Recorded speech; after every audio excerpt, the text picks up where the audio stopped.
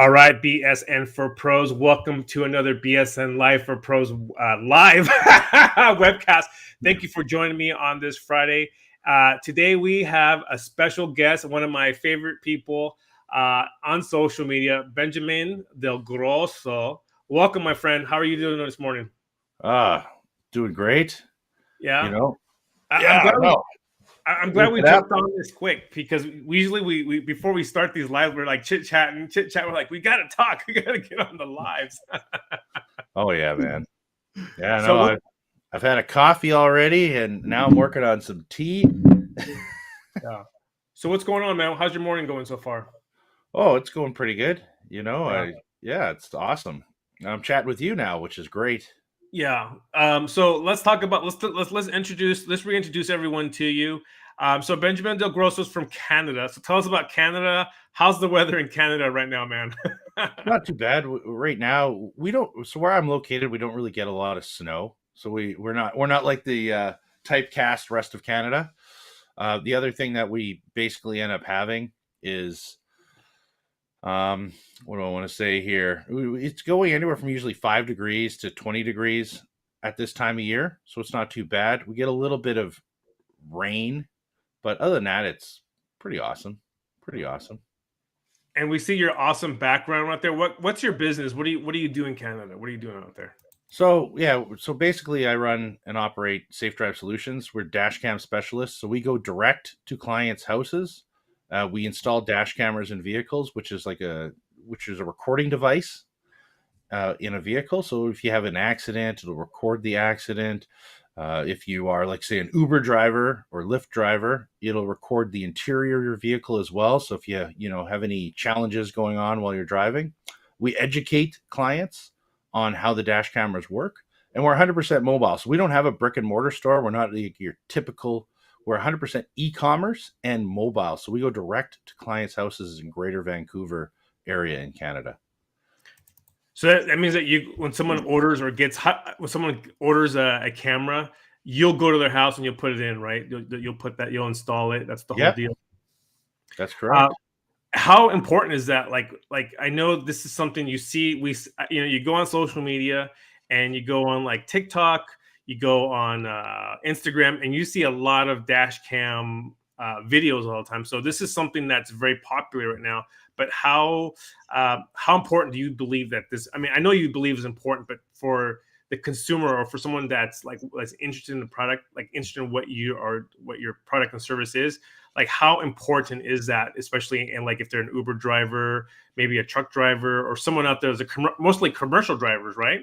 Oh man, I got so many stories. So I have a client. He's an Uber driver, and he didn't have a dash camera in his vehicle.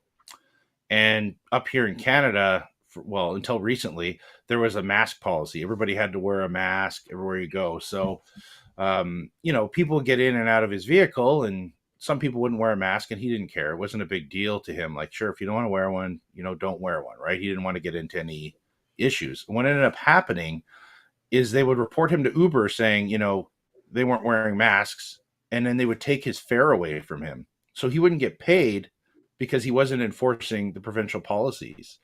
So then, to kind of continue with the story, what ends up happening is because he's losing these fares for not enforcing the policy, he starts enforcing the policy. A lady gets mad, starts hitting him. She ends up getting charged, and he goes, "You know what? I'm getting a dash camera now so that I can record this stuff. That way I'm protecting myself. And every time somebody gets in the vehicle, it lets them know this Uber, just so you know, has a dash camera and will be recording the interior." So the dash camera is also protecting him. I mean, we've all seen a couple videos probably online have gone viral where, something happens in the interior. Someone's, I don't know, beating up the Uber driver, or something misappropriately is said. So these kinds of things can help protect you, right? Which is very important. The other big thing that's happening is a lot of insurance fraud. I have a lot of clients that get into a car accident. It's not their fault at all. And then we're allowing the insurance company to decide your fate. And a lot of times they're telling you it's a 50-50 accident if you don't have video evidence, even though you're 100% not at fault, even though you even have witnesses. If you don't have video evidence, they're basically dictating it a 50-50 fault. And I've seen it so many times. And that's why clients are buying dash cameras from me. So it's like the insurance companies are creating this business for me. And part of it is unjust because I feel like it's unfair because a lot of these people are being ruled guilty when they're not. But at the same time, what are they supposed to do? I guess there is so much insurance fraud out there. I guess video evidence is the next step to prove your innocence. Yeah, I see that, man. One of the things here in Nevada, I was if you're driving and you have a dash cam and you see a drunk driver, you can report. If you have video evidence of that drunk driver, you can, and you have the license plate, you can return that into the police, and that can be used evidence against that particular person for driving crazy on the freeway. So that's that. I mean, I suppose if that's something that they can use that against someone else just driving around the road, I Yeah. could see you should be able to protect yourself on when you're driving. So what kind of people? So what kind of people are your customers? I know we have Uber drivers, but what about like the normal person that's just driving around? What do you think? I mean, like, are they looking out? Are people more like interested now in that product? Well, so where I'm located, a lot of people commute. So a lot of times people, live in the outskirts, which Vegas is not really much of a commuting town. But if you think about New Jersey and New York, a lot of people commute from New Jersey into New York, right? So out here in Vancouver, there's a lot of outskirt cities, and they'll end up driving 30 minutes to an hour one way in order to get to work. And when you're driving, let's call it, I don't know, anywhere from 30 kilometers to, I don't know, 75 or 100 kilometers one way, there's always a chance that something's going to end up happening when you're on the highway. So the whole point is to protect yourself in case something does happen. So yeah, like I said, a lot of people are commuters. That's definitely one of them.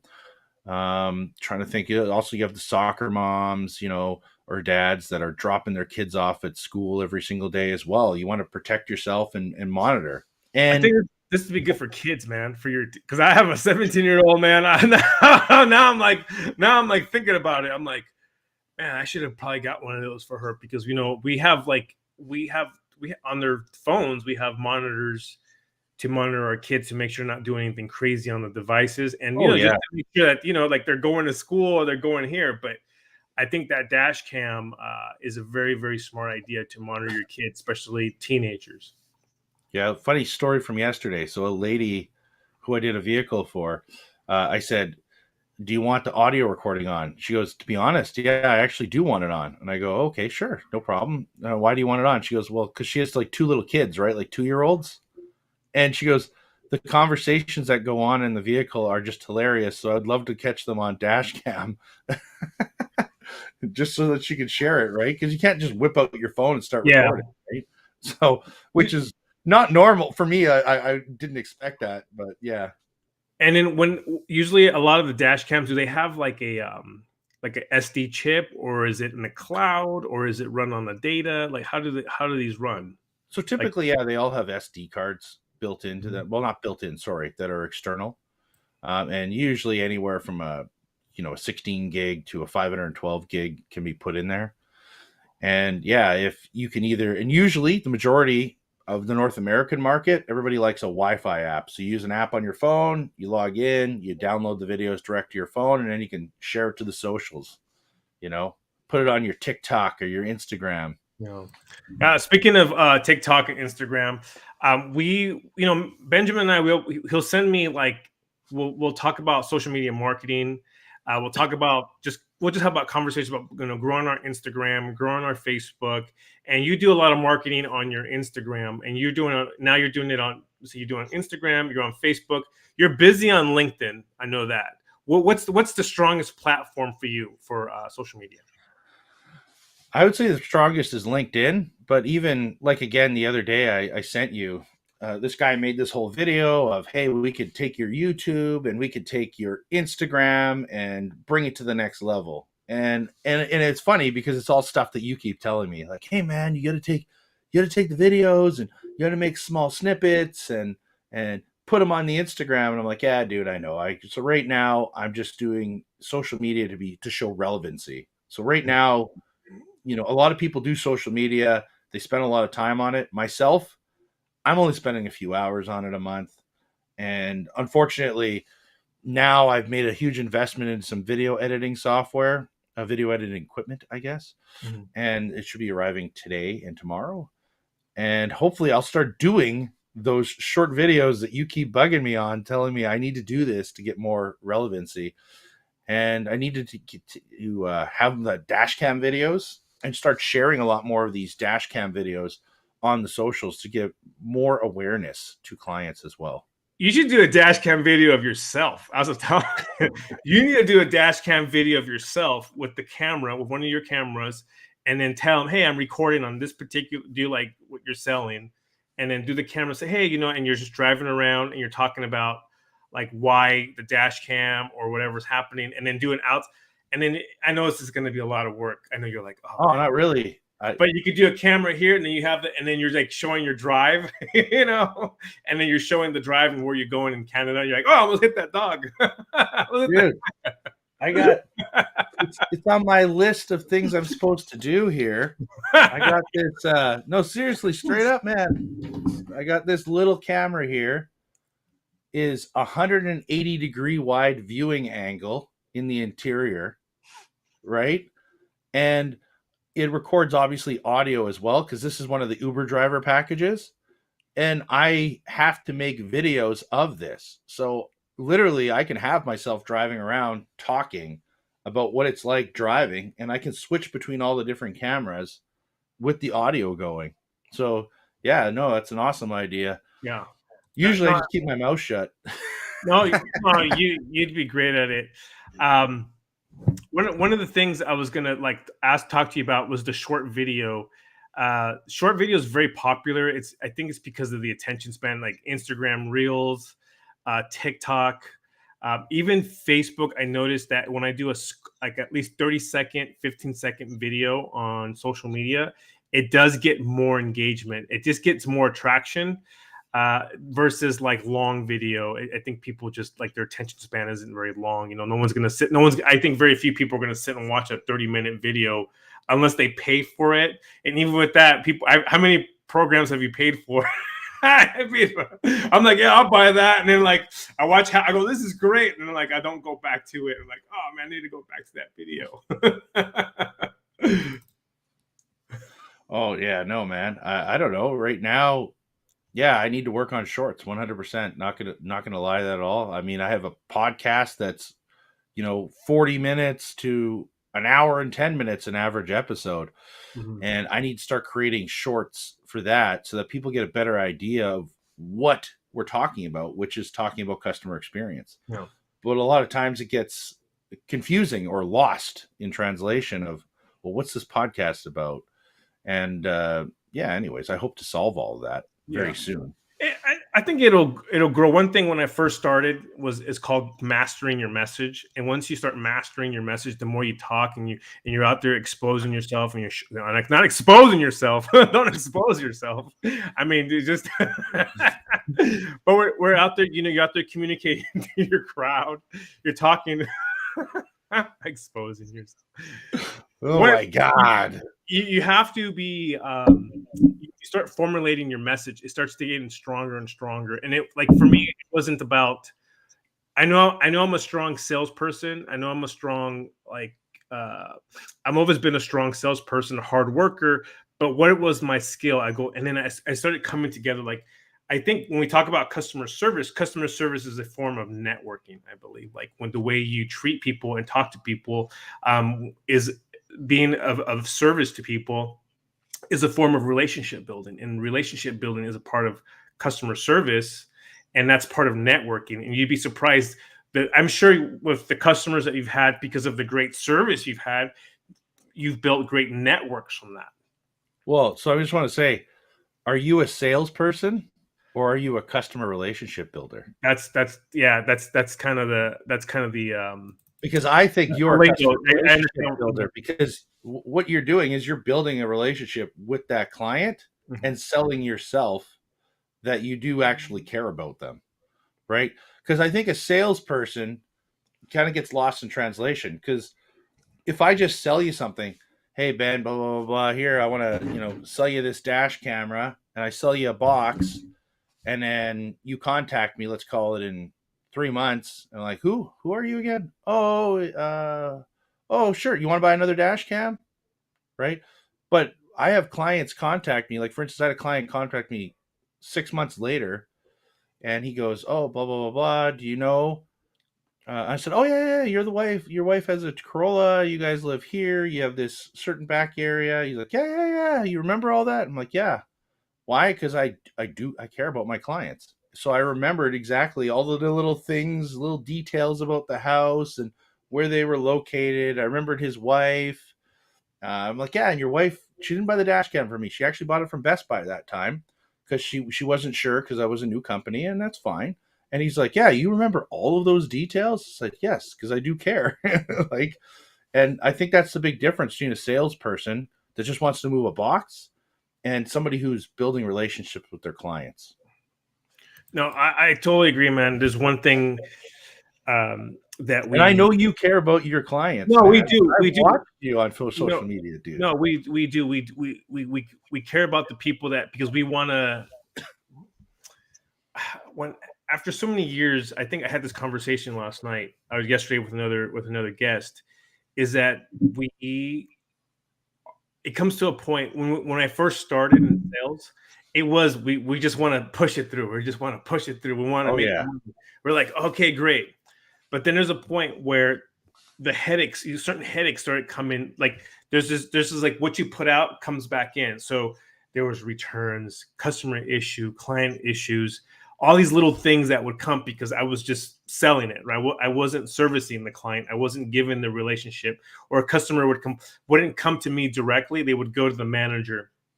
But then when I started growing and maturing and getting and understanding clienteling, building relationships, now whenever anything happened, a customer or a client would call me directly and would say, hey Ben, this happened, and you'd be like, great, no problem, let's take care of it. And then you become a problem solver, right? You solve the problem.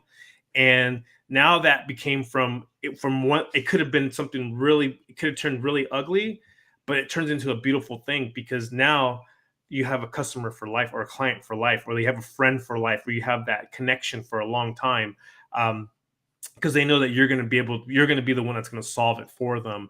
And it's not, and most people don't really have, they just have a question. It's really like simple question is like, you may sell them. And I always go to the mug. They're like, what, you sell them the mug and they buy the mug from you. And you're like, okay, so, is this microwave safe or not? And all you're gonna say is, yeah, it's microwave. Of course, Can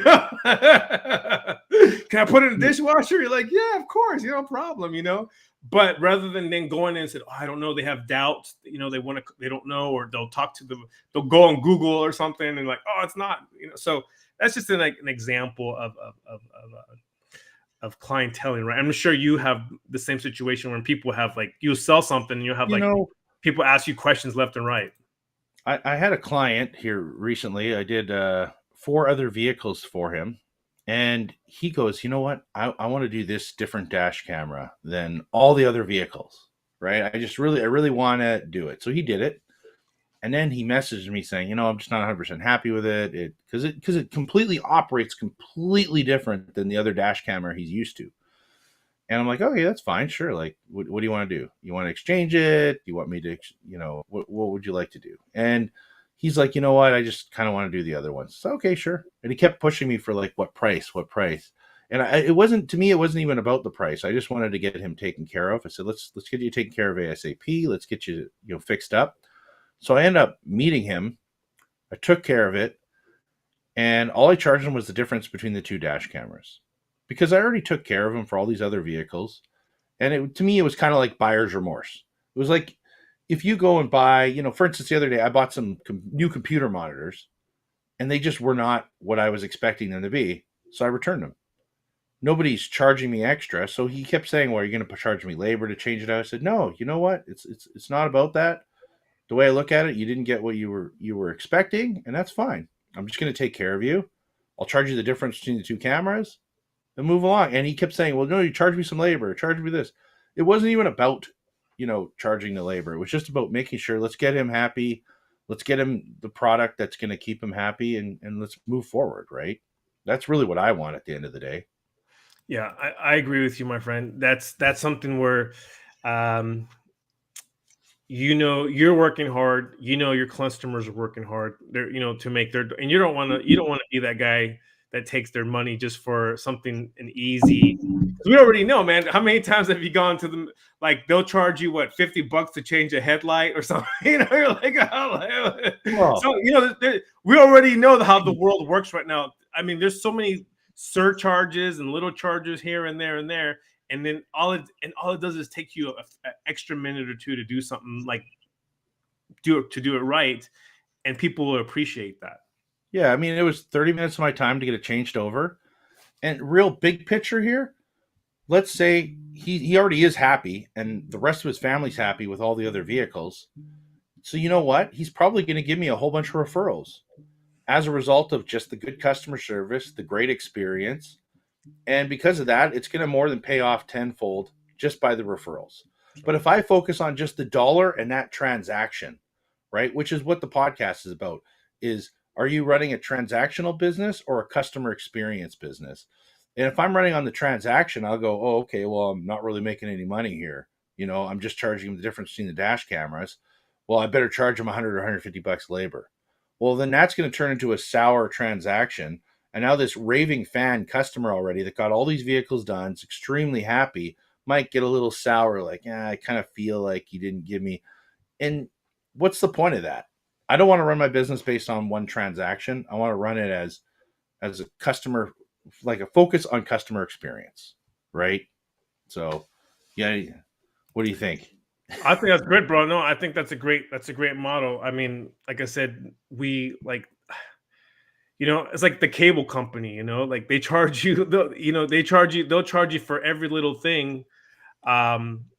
They charge you for, like, they don't even tell you. Like, here's a funny thing. I don't know if I told you this, but we have the router Wi-Fi thing, and Oh, we're paying like $20 a month to have it. And they never told us that we were like buying to, we're not even buying to own it. We're just like like renting it. And then I'm like, and then I called him. I said, "Hey, man, like, is this?" I just kind of wanted to see what the deal was it with time. And I said, "Well, you can just buy your own." And I'm not like a internet kind of guy, so I kind of researched it. And you're like, "Dude, you can buy the same thing on Amazon, the same one on Amazon for like, it was like $100 versus paying $20." But they're not telling you that. They just already assume, they're not giving you all the options. So I don't know for how many years I was paying $20 a month for this stupid router, like, and I could have just saved, like, think about, like, it boggles me. And that's how the world is working now. And if you need assistance, if you need service, whatever, they're gonna so again, man, like, that's how we need to. I think we it's the way the world's going now, man. It's a surcharge for everything. They're charging you for every little thing, um, versus the service. They're not. The surcharge doesn't meet the service. That's what I'm trying to put it. yeah, no. I agree with you 100%. So, and I think that's where people are kind of get wowed with my business because I'll have it, like, for instance, we were talking about, I don't know if you and I talked about this before, but I had a client message me saying, hey, this dash camera is acting up. Is there anything I should do before I chuck it out the window and buy another one? And I'm like, whoa, dude, like, you got warranty. Like, it was like Wednesday. I said, hey, I'll meet up with you on Friday and I'll just get you taken care of. Oh, really? I'm like, yeah, I'll just stop by. And if there's something wrong, I'll swap it out. And then we get there and he goes, and I swap it out because it was defective. And he goes, wow, thanks for making it so easy. And I'm like, well, it's just customer service. And he goes, yeah, but there's barely any customer service out there anymore. Like, you usually can't even talk to a person. I go, man, it's all good. And then I tell him, hey, I got a podcast. It's focused on customer experience. And he's a trucker. He goes, cool, I'm going to listen to it. Yeah. But he's just blown away from me just giving what I feel is basic customer service. Like, I don't feel like I'm going above and beyond. I feel like I'm just giving what my basic standards of customer service are. Is that if somebody has something wrong, you want to provide a solution to them. Exactly. All right, my You know? friend. Well, I think we're good for time. 25 minutes. I think we should chat more on it. We need you and I need to do a customer search, like just kind of just dive into a little bit and go like talk about like experiences, restaurants. I wanted to talk about there was something that came to my mind because I know you know what happens is this is what we're gonna do. Next time, like we have an idea, let's text each other and let's put it in the notes, and then that way, we can go to our conversation and go, oh, like that was what we should have talked about. That's what I should have said. So We let's should talk text each about other. like the Vegas experience.